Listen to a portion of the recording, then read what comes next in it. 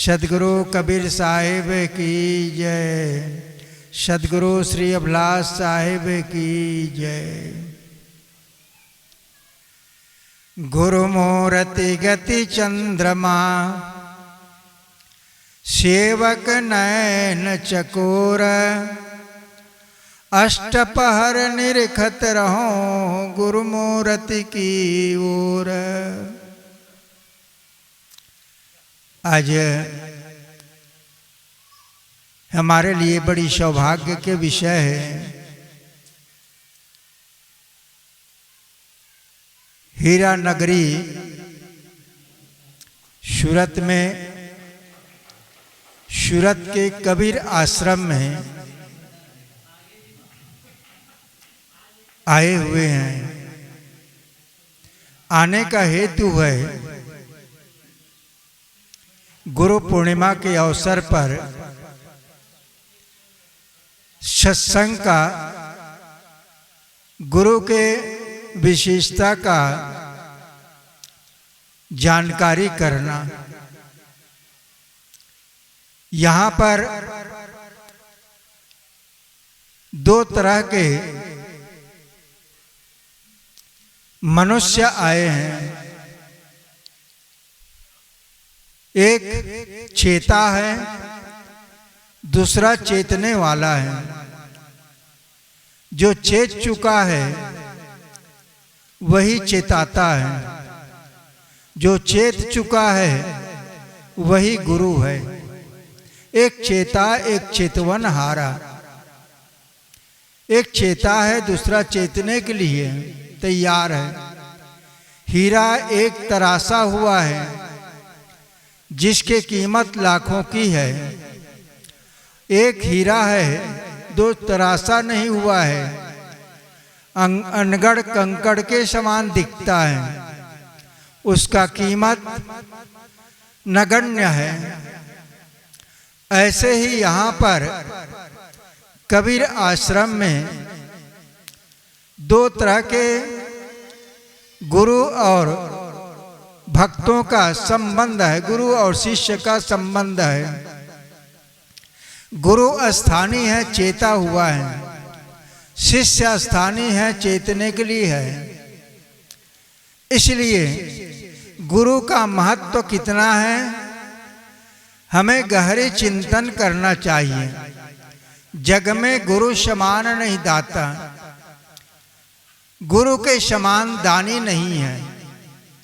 दानी भौतिक पदार्थों के दानी बहुत मिलेगा इस नगरी में और दुनिया में, लेकिन गुरु के समान दानी नहीं है। गुरु वह दान देता है जिसके कीमत कोई आंक नहीं सकता है। ऐसे वस्तु का दान देने वाले गुरु है।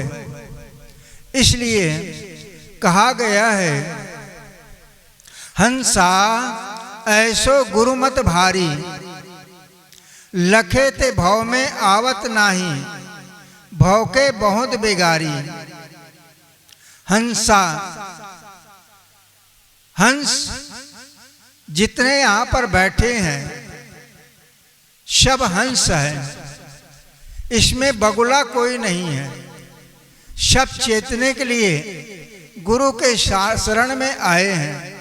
सब हंस है। हंस क्यों है?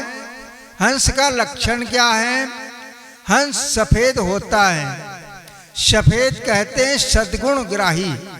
सद्गुण ग्रहण करने के लिए आए हैं, वो हंस है। हंस कैसा होता है? विवेकी है।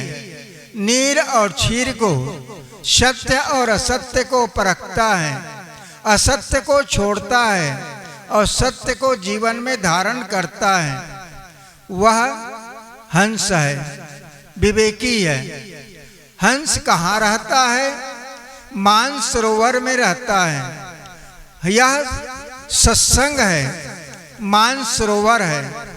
यहाँ पर मोती चुगने के लिए हम सब आए हुए हैं गुरु के शरण में, और गुरु के द्वारा ही मोती प्राप्त मिल सकती है। यह सत्संग ही मानसरोवर है। इसलिए यहाँ पर जितने भी आए हैं उसे सद्गुरु ने कहा है कि ये सब हंस है, काग कोई नहीं, बगुला कोई नहीं है, सब हंस है और चेताने वाला ही गुरु है। इसलिए गुरु का विशेषता बताते हैं, हंसा ऐसो गुरु मत भारी। गुरु का मत है, सिद्धांत है, भारी है, महान है। भारी कहते हैं विशेष वजनदार को भारी कहा जाता है। जैसे कोई आदमी है यहाँ पर आया आश्रम में और भोजन भंडारा हो रहा है, मैं भी एक घड़ा, मिट्टी का घड़ा में घी ले करके चलूं। वह घी ले करके अपने सर में ले करके आया और कहता है ये बहुत भारी है, बहुत वजन है, इसे संभाल करके उतारना क्योंकि घी खराब ना हो जाए। ऐसे ही हमारा जीवन में जो सद्गुरु का जो सिद्धांत है महान है, भारी है। कौन सा सिद्धांत है सद्गुरु कबीर का? ज्यो जानो जीव आपना, करहु जीव को सार। जीरा ऐसा पाहुना, मिले न जूजी बार। ये शरीर में जो जीव की सत्ता से मैं बोल रहा हूँ, जीव है, चेतन है, आत्मा है, शरीर से निकल जाएगा तो ये शरीर को मुर्दा कहा जाएगा। ये शरीर को जल्दी ले चलो शमशान में, जलाओ, गाड़ो या फूंको। इस प्रकार से ये शरीर का कीमत होता है, जीव है तब। इसलिए सद्गुरु कबीर का मत कैसा मत कहते सिद्धांत को, भारी है, वजनदार है। इसलिए गुरु के शरण में क्यों आते हैं? जीव को जानने के लिए, अपने को जानने के लिए और अपना काम बनाने के लिए। हम शरीर को ही सत्य माने हैं, ये शरीर सत्य नहीं है। सत्य भासता है इंद्रिय और मन से, प्राणी और पदार्थ को पा करके, लेकिन सत्य है उसी चेतन आत्मा के रहने पर सत्य है। और वो चेतन आत्मा निकल गया तो ये शरीर सत्य नहीं, दो कौड़ी का नहीं है। चाहे वो राजा हो, बादशाह हो, माता हो, पिता हो, धनी हो, गरीब हो, सबका कीमत है उस हंस तत्व के रहने पर। वो हंस तत्व निकल जाएगा तो जीव शरीर का कोई कीमत नहीं है। इसलिए सद्गुरु कबीर का मत है, सिद्धांत है, भारी है, वजनदार है। जो जानो जीव आपना, अपना जीव को अपना स्वरूप समझो। ये शरीर का जो रंग रूप हम देख रहे हैं ये अपना स्वरूप नहीं है, ये 5 तत्वों का है, ये देखने भर का है, ये रूप है, रोज रोज बदल रहा है, हर क्षण बदलता है। शिशुपन का निकल गया, बालकपन का निकल गया, किशोरावस्था का रूप निकल गया, जवानी का निकल गया, अधेड़ और बुढ़ापा का, जर्जरता का रूप आ गया है। लेकिन ये रूप कब तक है? ये हंस है तभी तक। यह रूप भी आजकल में निकलने ही वाला है, ये रहने वाला रूप नहीं है। ये 5 तत्वों का है और ये देखाऊ है, रूप है। असली रूप तो भीतर है, बाहर वाले दुनिया का, भीतर वाला तेरा है। भीतर में रूप, असली रूप तुम्हारा भीतर है, बाहर का ये रूप नहीं। ये चमक को देख करके मत भूलो, एक गुरु बताता है। इसलिए सद्गुरु कहते हैं, जो जानो जीव आपना, करहु जीव को सार। जीरा ऐसा पाहुना, मिले न दूजी बार। इस शरीर में ऐसा पहुना है, जीव है कि दोबारा एक बार निकल गया तो लाख कोशिश करो, लेकिन जीव दोबारा इस शरीर में नहीं आएगा। एक बार मिला, मौका मिला है। इसलिए जो मौका मिला है उसमें अपने को जानना है। मैं कौन हूँ, मेरा कर्तव्य क्या है, मुझे क्या करना चाहिए। ये मनुष्य शरीर क्यों मिला है, मनुष्य शरीर का हेतु क्या है, इसे समझना है। ये रोटी कपड़ा मकान हमारा उद्देश्य नहीं है। रोटी कपड़ा मकान के लिए मनुष्य शरीर नहीं मिला है। रोटी कपड़ा मकान से क्या मिलता है?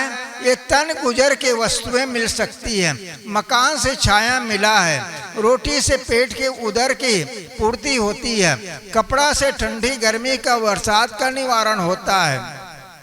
लेकिन इसी के लिए हर इंसान है खेती नौकरी व्यापार करते करते थक जाता है, लेकिन शांति नहीं पाता है। शांति सुख पाना है तो अपने अंदर में लौटो, और उसे अपने अंदर में वही लौट सकता है जिसको सच्चे सद्गुरु मिल जाता है। जो सच्चे सद्गुरु ही आत्म तत्व का बोध करा सकता है, क्योंकि गुरु है अपने में होता है, वो बाहर नहीं है। बाहर दिखने के गुरु वैसा ही खाता है, पीता है, चलता है, बोलता है और सांस लेता है, लेकिन उसका जो श्वास है हर क्षण है अपने को जान के अपने में लक्ष्य रहता है। इसलिए गुरु का हमेशा लक्ष्य अपने आत्मा पर होता है। जैसे माता पिता माँ का लक्ष्य हमेशा शिशु पर होती है, वैसे गुरु का लक्ष्य अपने आत्मा पर होता है। इसलिए हम सब आए क्यों हैं इस मानसरोवर में? अपने को जानने के लिए। अपने को जानना ही केवल नहीं है, अपने में लौटने के लिए हम दुनिया में लौटे हैं और दुनिया को जानते हैं, लेकिन अपने को नहीं। इसलिए अपने को जानना, एक चेता एक चेतवन हारा, चेतने के लिए हम लोग गुरु की शरण में आए हैं और आकर के हम उस लक्ष्य को प्राप्त करें जिस लक्ष्य को पाने के लिए, जिस मंजिल में पहुंचने के लिए के बाद और कोई दूसरा मंजिल है ही नहीं, आना है न जाना है, बस अपने में तृप्त होना है। इसलिए आदेश के अनुसार मैं कोई प्रवक्ता नहीं, ज्ञानी नहीं, बोलने वाला नहीं, लेकिन आदेश के अनुसार कुछ क्षण आप सबके बीच रखा। अपने त्रुटि के लिए मैं क्षमा प्रार्थी हूँ। बोलिए सद्गुरु देव की जय, सद्गुरु कबीर साहिब की जय, सद्गुरु श्री अभिलाष साहिब की जय।